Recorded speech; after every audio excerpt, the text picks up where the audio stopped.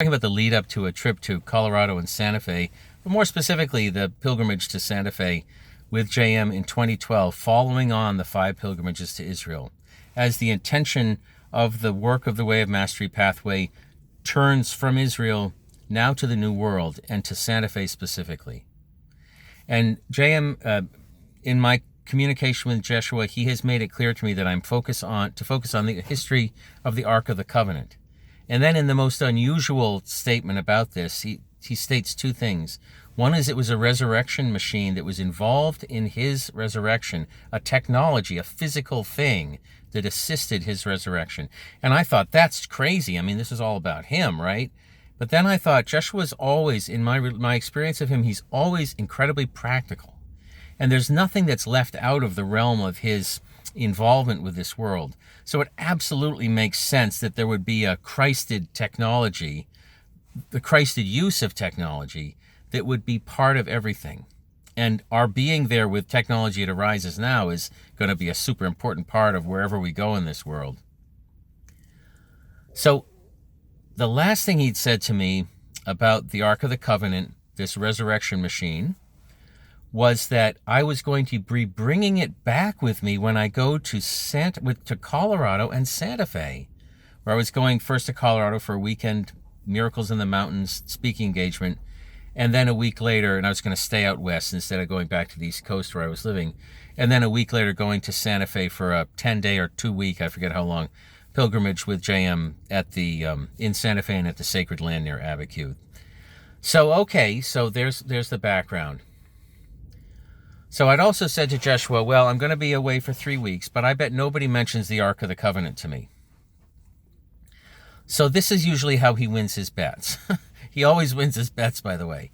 Or I always lose mine that I make with him, maybe is a better way of putting it. But I get on the flight and I get to Colorado. Now I'm living in this bizarre question of, well, how am I bringing this thing back with me, not metaphorically or energetically, on my trip? What does that mean? So I get off the plane and I meet this guy who's been sent to pick me up, to deliver me to the hotel for the event. He's working for the facilitator for the woman putting the whole thing together. I've never met this guy. I think he's a cab driver, right? And we have to wait for somebody else to get off the next plane, Regina Dawn Akers, and we're waiting for Gary and Cindy Renard. So this guy, whose name is Ken, we just look at each other and introduce each other to ourselves. I say, yeah, hi, I'm Dave. He says, I'm Ken. And then we look at each other and think, well, we've got something we need to talk to about with each other. What's up?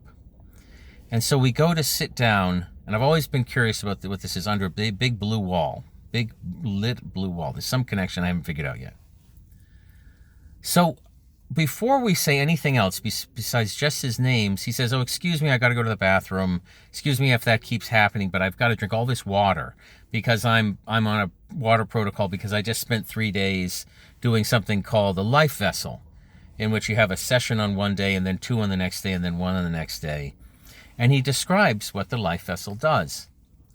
It's a sound frequency healing device. First time I've ever run across anything like this, except in the guidance that Joshua just told me about the Ark of the Covenant, because that's exactly how the Ark was described in ancient Atlantis.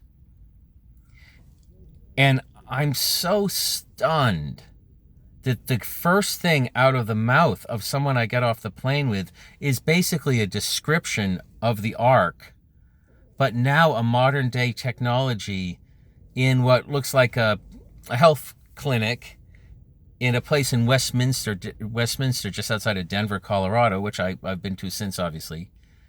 Looks like a coffin. You fold it up, you sit down in it, memory foam pads, sound.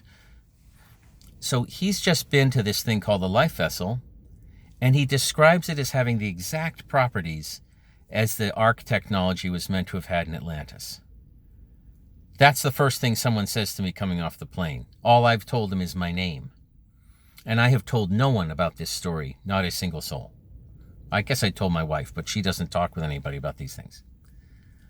So I'm so stunned by this that I start blurting things that I normally would never talk about. including Atlantis. Well, he goes, oh, yeah, no, I was in Atlantis, and I was there when it collapsed. I think he said he was the mayor of one of the cities. He has concrete memories of this. And then he adds this. The woman who runs the life vessel in Westminster knows that she used the technology both in ancient Egypt and in Atlantis. She was in charge of running it. Now, this is not what they talk about on their brochure. It's an FDA-approved relaxation device. It's marketed like a medical device. But the backstory, which they don't tell everybody, is, oh yeah, she knows that she was there in Egypt and there in Atlantis, and that this technology is the same thing, which is lining up with everything I've just been told by Joshua, and that the guy who created it, get this, downloaded it from Atlantean blueprints. He has no technology training in this lifetime. Not only that, but he can remote view from Texas somewhere what's happening to the people in it in Colorado. Remote view in his head. And I've seen that proven. So this totally freaks me out. Now I'm on a retreat, and I've signed up. I have this week in between finishing up the weekend in Colorado and then going to the pilgrimage a week later in Santa Fe. And I'd signed up, foolishly, I think, for a 3-day silent retreat. And anybody who knows me knows that would probably kill me about halfway through the first day. Or I'd start talking and I'd get kicked out. So anyhow, I've signed up for this, and I think this is like a little joke with Joshua and friends. And so when I find out about the Ark, the life vessel, I'm able to cancel the 3-day silent retreat, and that gives me 3 days to go to it. Now everybody asks, okay, the point I want to get across is how remarkable this is that this synchronicity occurred like it did. And one of the most bizarre and obscure guidances I'd ever been given by Joshua, yes, the Ark of the Covenant is the technology that helped facilitate the resurrection, and you're going to be bringing it back with you to Colorado and Santa Fe, was met by somebody coming off the plane and talking to me and telling me, before I even opened my mouth, practically, just said my name, he tells me all about this. He doesn't know that I have any connection with it. I've never spoken about this with anyone. And this is what he starts talking about directly. So everybody's question is, well, what was the experience like being in the Ark, being in the life vessel? I will say a lot of different experiences, because I've been several different times. One of the experiences is I believe it gives your consciousness a chance to see what it's like when it's in full alignment, when all of your chakras are balanced and spinning properly and all that, all the energy centers in the body. It reminds you of what it's like when you're in full, true alignment. And then you can work and choose to try to manifest that for yourself, too. But I will say there are other things that happen. I went back the year later, and because of a lot of stressful things going on in my life, my adrenal glands were completely shot, to the point where on the way to the life vessel session, I almost couldn't sit up in the car, and I could not engage in conversation with my friends. And after those 4 sessions, my adrenals were completely fixed. I mean, I had no symptoms whatsoever of adrenal fatigue. A lot of revelations take place. You go into dream states. It's quite extraordinary. You know, it's quite extraordinary. There's no question in my mind it's life-changing. So, that's the beginning of the story of the pilgrimage to Santa Fe in 2012. There would be much more to follow upon that, but I wanted to focus just on this first story first. There are some traits about it, some aspects of the story. It brought me into not only a discussion about the Ark, but out of necessity, in a sense, researching the Ark, a willingness to dive a bit more deeply into consciousness around the idea of Atlantis, about the idea of what relationship Atlantis might have with Joshua's current lineage, which I think is a significant and profound one, and just exactly what the larger atonement plan looks like, and just how central this Ark technology has been to it throughout history. It's been intimately essential. And that now I could say with, some certainty, that the Ark is a technology. It's not a structure, any more than these days respirators. Respirators are a technology. They're a structure, but it's really the technology is what's important. It's not the structure that's important. It doesn't matter where the old Ark of the Covenant is, really. What matters is that the Ark at its essence is a technology. And that technology has the capacity to do remarkable things in our relationship with our soul's progression and our relationship with enlightenment. And that technology is back. Now, a year later, I'll jump forward a year. I don't like to go out of chronology, but I'll do it just for this one time. I was so stunned by the guidance around this and how it happened and the whole experience of the Ark and meeting everybody involved with it. Meeting the woman who runs it, whose name I won't use, but if you go to Life Vessel of the Rockies, she's the one to talk to. And it's now called the Harmonic Egg because it's evolving. It's becoming more powerful. And what I'd been told, I've had this amazing experience with it, and so I didn't really press Joshua on the question, well, okay, how am I bringing it back with me exactly? So after being back home for a few months, I started asking that question of him, and he said, beloved friend, those who have a personal history with the Ark throughout time, throughout history, as they come back to it, are bringing their soul signature with them, and as that happens, there's some connection with the technology. It's like a consciousness technology, and we're bringing our consciousness back to it.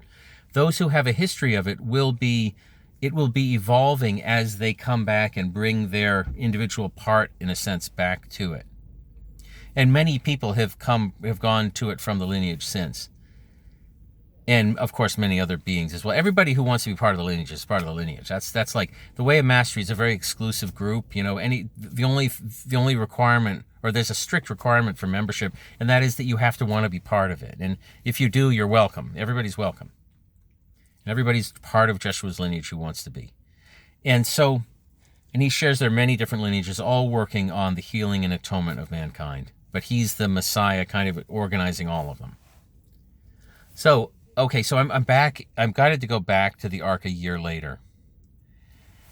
And we meet these two. I won't go into the whole story of the synchronicities, but we meet these two women. I was there with two of my friends, and we meet these two women who we know we're supposed to have lunch with. We meet them at the Ark, at the Life Vessel place.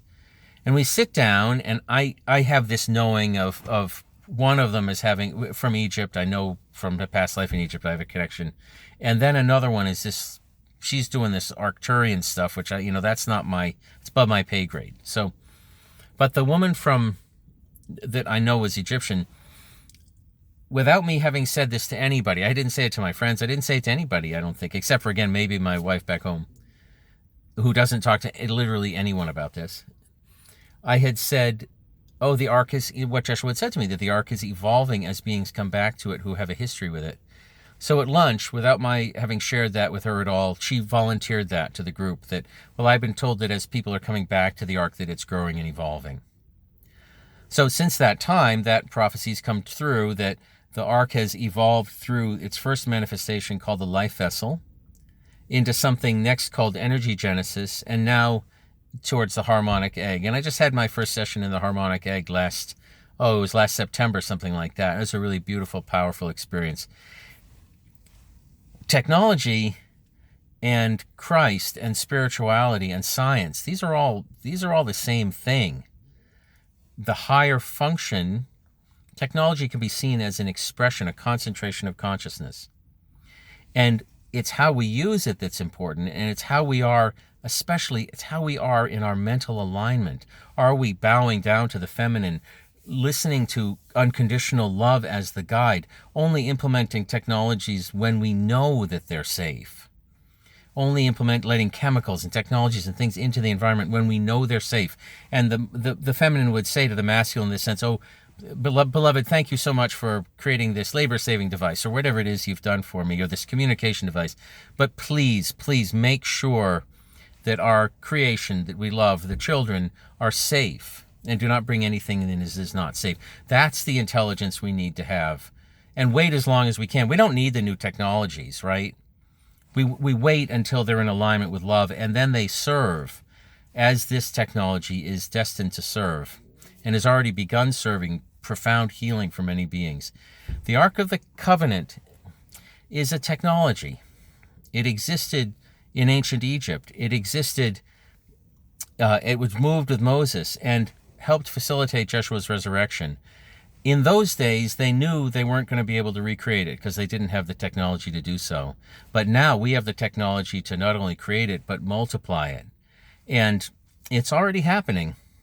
So that's the first little story, these 3 videos, about the trip to Santa Fe in 2012.